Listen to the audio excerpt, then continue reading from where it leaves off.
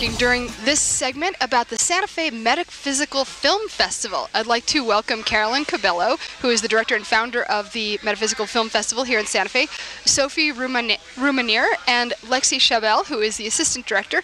Welcome, ladies, to the Radio Cafe. Thank you, Mary Charlotte. Thank you. It's great to be here. And standing by is Javier Calderon, who is one of the filmmakers. Welcome, Javier. Now that was an impressive pronunciation. Thank you. Okay. Now, first of all, Metaphysical Film Festival. What does metaphysical mean? The dictionary says it means beyond the physical. So that would include supernatural, science fiction, spiritual, cultural ceremonies. And so these are the kind of things that you have in your films. How do you put together a Metaphysical Film Festival? Well, it's like putting together any other film festival, as far as I know.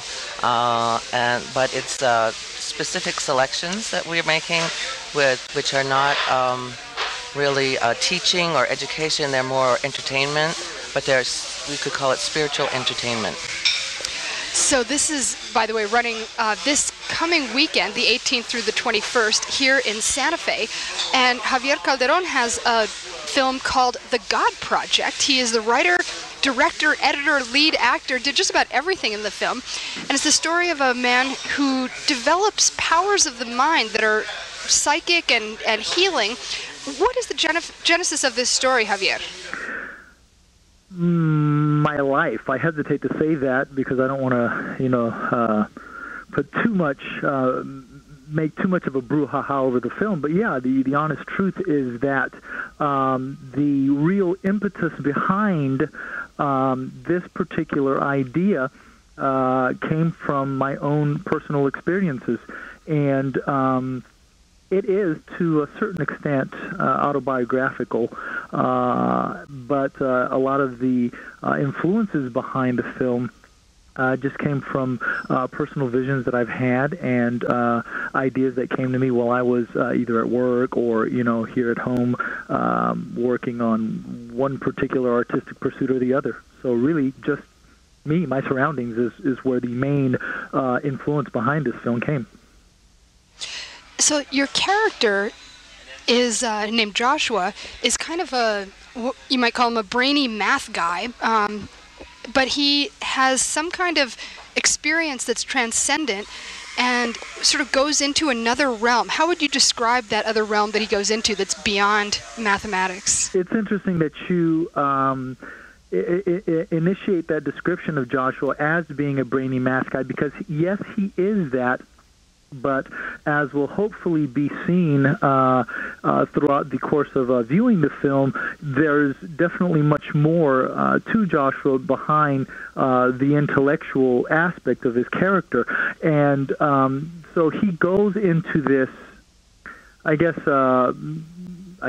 using an appropriate word, metaphysical state through a lot of meditation that he goes through, and he's basically a searcher, and so he's going through this journey of sorts, and in the process of going through that journey, he does a lot of research, and that research, among other things, begins opening him up spiritually, metaphysically, psychologically, in a bunch of different ways, and that research itself allows him to begin to become more receptive to what at least the film postulates is an overall kind of ethereal existence of divinity that exists right before our very eyes. So he's kind of just tapping into what is already there for everyone to tap into. But it comes to him a little bit more receptively because of the studies and the research that he is undergoing throughout the course of the film. Now, is this a kind of research that is really happening somewhere, or did you kind of make it up as a fiction for this film? Well, I have a degree in philosophy. So my own readings really tend to favor that kind of study. And in a lot of the readings and research that I've been doing, I've come across some really, really interesting, to put it quite mildly, perspectives and viewpoints as far as the world that we live in and the space that we occupy in that world.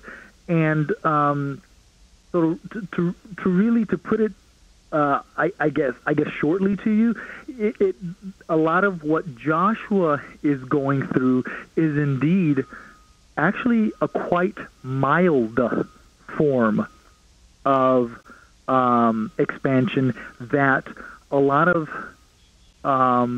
historical individuals themselves have actually documentedly gone through. So as quote-unquote out there as a lot of the experiences that the character Joshua goes through in the film, as out there as they may seem, they are actually kind of accurate representations of what certain historical figures have actually themselves documented in their own writings.